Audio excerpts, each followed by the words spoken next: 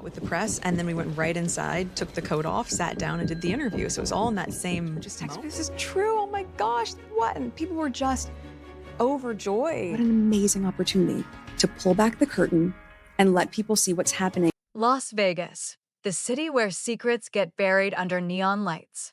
But there is one secret that has been sitting there for decades, and it is about Meghan Markle. Before the royal wedding, before the Netflix deals, before the Montecito mansion, there was a man named Joe Giuliano.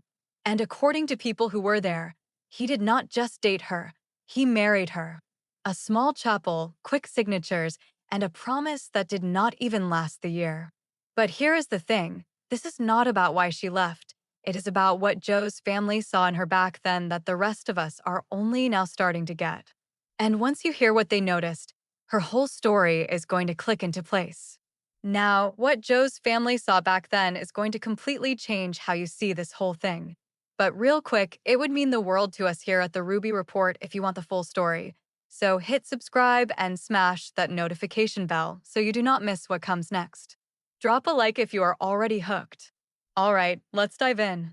So, let's talk about Joe Giuliano. This was not some Hollywood romance or a tabloid fling. This was real life, small, quiet, and pretty ordinary. A Vegas chapel that nobody remembers, the kind of place where couples go on a whim. No cameras, no guest list, no royal protocol. Just Meghan, Joe, a few signatures on some paperwork, and promises that did not make it past the first year. There was no designer gown or balcony wave, just two people thinking they were starting something that would last forever. And here is what you need to understand about Joe.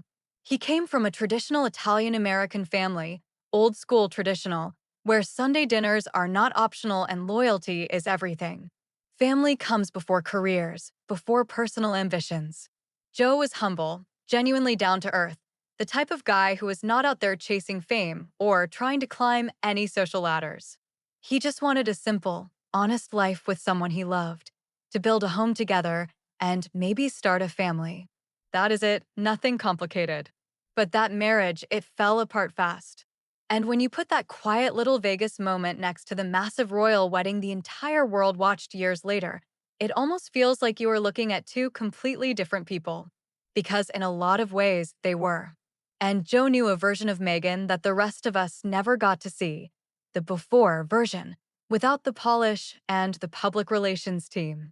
And his family, they got a front row seat to something that would take the world years to even start questioning. They saw it early. They knew something was not quite right. Now, at first, the Giuliano family absolutely loved her. Meghan had this magnetic quality that just pulled people in. She was charming, polished, but not fake. She knew exactly what to say, how to smile, and when to laugh. The family thought Joe had found someone special. But then, something started feeling off. One of Joe's relatives described it perfectly. They said it felt like she was auditioning for something bigger, like every interaction was a rehearsal for a role she had not gotten yet. And that stuck with them. There was this family dinner where Meghan showed up looking perfect, but every answer she gave felt too perfect, too rehearsed. Every laugh sounded practiced. One family member said it was like watching someone perform in real time, like she was observing herself and adjusting her act based on how people were reacting. Smile bigger here, softer voice there. It was calculated in a way that made people uncomfortable. And Joe's father saw right through it. He told a friend something prophetic. She's got Hollywood in her eyes, and that never mixes well with marriage. When someone is already planning their exit, you can feel it. There is this restlessness, this constant looking for the next, better thing. Joe was thinking about building a life, but Meghan was already planning something else entirely, something bigger, that did not include quiet family dinners. And the more time his family spent with her, the clearer that became. While Joe is dreaming about their future together, Meghan has got her eyes on Los Angeles, acting, Hollywood, the whole dream. And honestly, Joe is not a part of that vision. He just did not know it yet. Around this time, Meghan started talking more and more about moving to Los Angeles. She wanted it bad. Joe's parents were cautious, offering advice and asking reasonable questions. Where would she stay? How would she pay rent? Who did she know out there? Normal parent stuff. But here is where things got really cold. Meghan did not like being questioned at all. One of Joe's relatives said it was not even anger that came out of her, it was something way icier.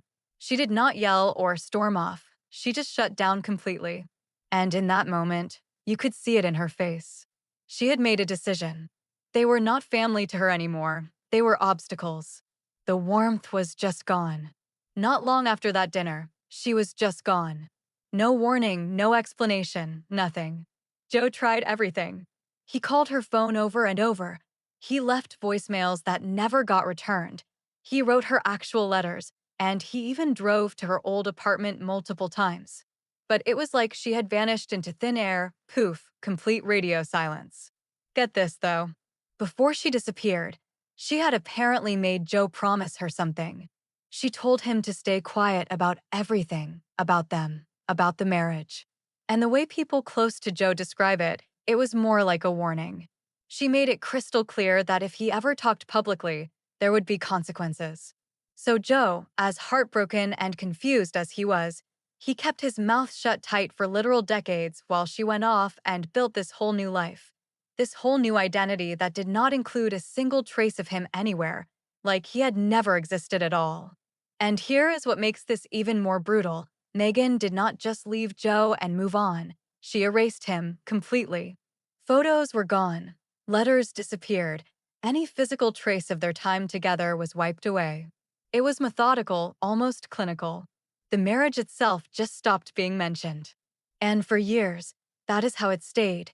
Buried, forgotten. A chapter deleted from the story completely. But then, fast forward to when Meghan became globally famous. That is when people who had known her back then started quietly wondering among themselves. They noticed this weird gap in her timeline, this missing year that nobody could account for. But they did not say anything publicly. Because honestly, what were they going to do? She was royalty by that point. Listen to what Joe apparently told a friend years ago. She told me if she made it big, no one would know I existed, and she meant it. That was not a throwaway comment. That was a promise she had made to herself, and she followed through on it. She built this new life, and Joe was not allowed to be a part of the foundation. Here is what really hurt Joe's family, though. It was not the breakup. It was how deliberately she removed them from her story. They had welcomed her in, and she acted like it had never even happened. After her royal wedding, the Giuliano family sent nothing, not a card, not a message, just radio silence. And that silence said everything. They had seen her rewrite history once before. They knew they were a part of the version she had buried. So, they stayed quiet. Their silence was not support, it was the loudest statement they could make. And for a long time, nobody outside their circle even noticed. Meghan's new life was so shiny, so perfect, that nobody thought to ask about the pieces that were missing. Here is where everything changed. After literal decades of keeping quiet, of honoring that promise, Joe Giuliano finally spoke up. He did an interview, and when those clips started circulating, it hit different than anyone had expected. Because Joe was not angry, he was not bitter or vengeful, he was just sad, heartbroken. Even after all those years, there was this one line he said that absolutely destroyed people. He said, she wanted to marry the version of herself she thought she could become. Not that she wanted to marry him, but that she wanted to marry a version of herself. Like he was just a prop in her own journey to becoming someone else. That line was devastating because it was so honest, so clear-eyed about what had happened between them. And the way he said it, it was wistful, like he was mourning something that could have been beautiful. That is what made it cut so deep. Then, the photos started showing up online, old college pictures of Meghan and Joe together at New York University events, young and smiling. They looked happy, they looked real, like two regular people trying to figure out life together before everything got so complicated. And listen to this, according to people who knew the family back then, Joe's parents had been uncomfortable with how she measured her success. She talked more about who noticed her than about what she was doing, more about status than about substance. His mother supposedly told friends that Meghan seemed more interested in Hollywood than in home. But here is what made Joe's interview land so differently than the typical ex-partner drama. He did not sensationalize anything. He just told his truth, quietly, reflectively. There was no anger in his voice, no bitterness, just this gentle sadness about a relationship that had ended because one person was already looking past it. People responded to that authenticity. They felt it because we have all known someone like that, right? Someone who is always performing, always thinking about the next opportunity. And hearing Joe describe it so simply, so honestly, resonated. It felt real. The internet went crazy with it, in a wow, this explains so much kind of way. Comment sections filled up with people saying they finally understood something about Meghan's story. And for Joe, who had stayed silent for decades, this was his moment to just say, hey, I existed. What we had was real, even if she pretended it wasn't. Here's what happened when those interview clips reached Meghan. According to people close to the situation, she absolutely lost it. A full meltdown. When she heard Joe say, my parents adored Meghan at first, but when the cameras started rolling, she wasn't the same girl.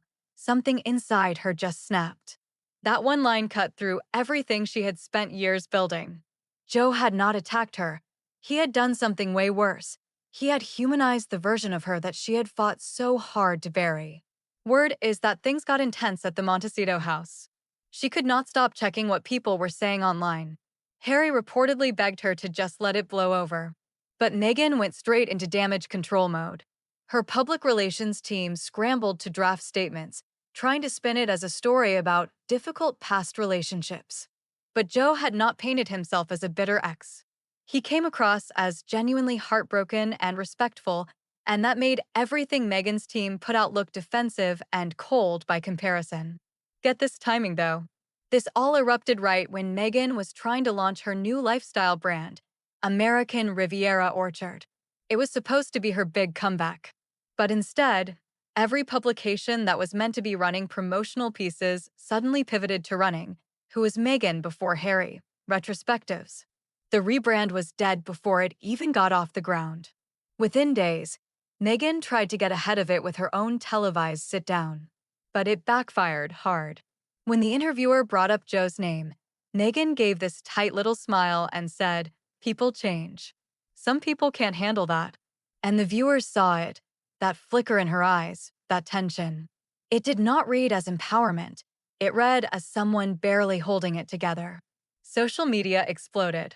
People started putting clips of Meghan's defensive responses right next to clips of Joe's calm tone. The contrast was brutal. Comment sections that usually defended her started filling up with sympathy for Joe instead. She left the guy who loved her for fame, one comment said, and it got thousands of likes. A classic Hollywood story. Even people in the industry started whispering about it. One producer reportedly said, this Joe thing hit harder than any royal scandal because it made her human and not in the way she wanted.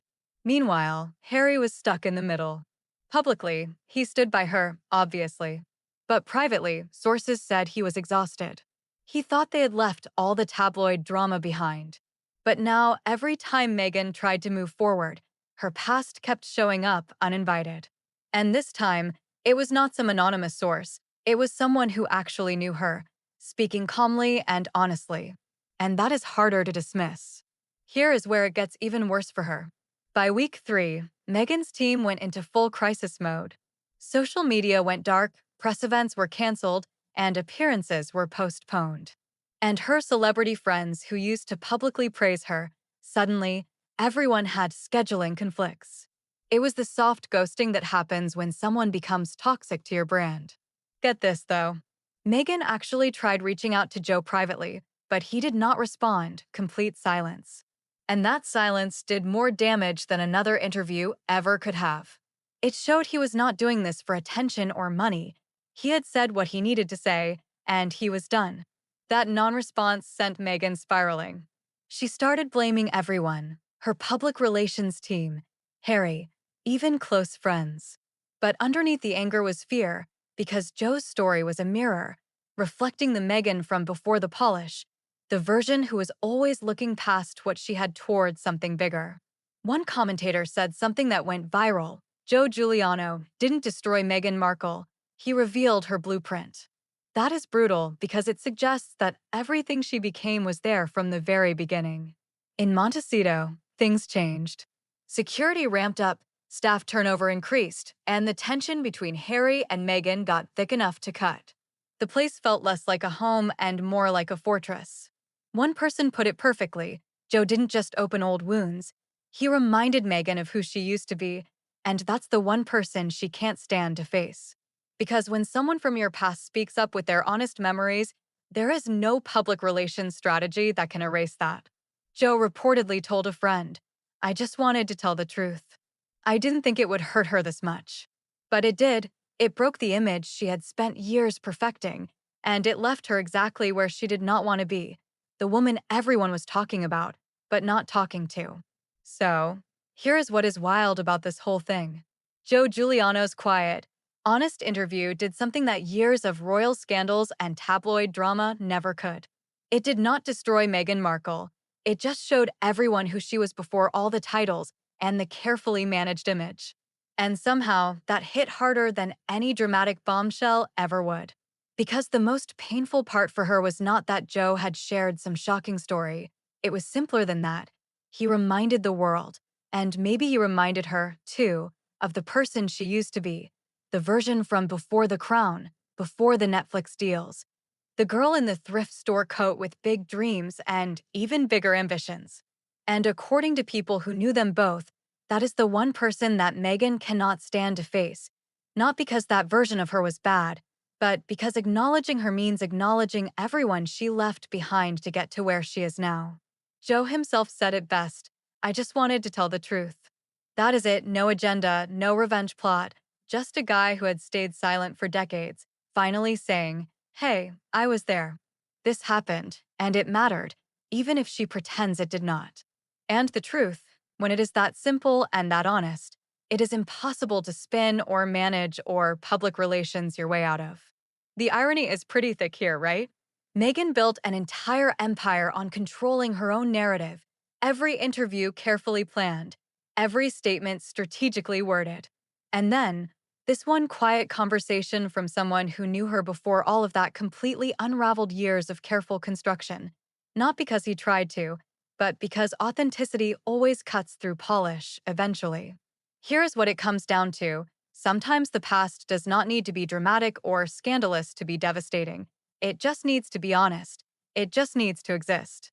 And when someone from your past stands up and says, "This is what I saw. This is who you were with me," there is no public relations strategy that can make that disappear. You can ignore it, you can dismiss it, you can surround yourself with more security and fewer people who remember the old you, but you cannot erase it, not really. So, what do you think? Was Joe's family right about what they saw all those years ago? Or is this just what happens when someone becomes famous and everyone suddenly reinterprets their past? Drop your thoughts in the comments, because honestly, this story makes you wonder about all of us, right? How much of who we become erases who we were? And is that growth, or is it something else entirely? If you are into these kinds of stories, the ones that go deeper than the headlines, hit that subscribe button. There is a lot more where this came from.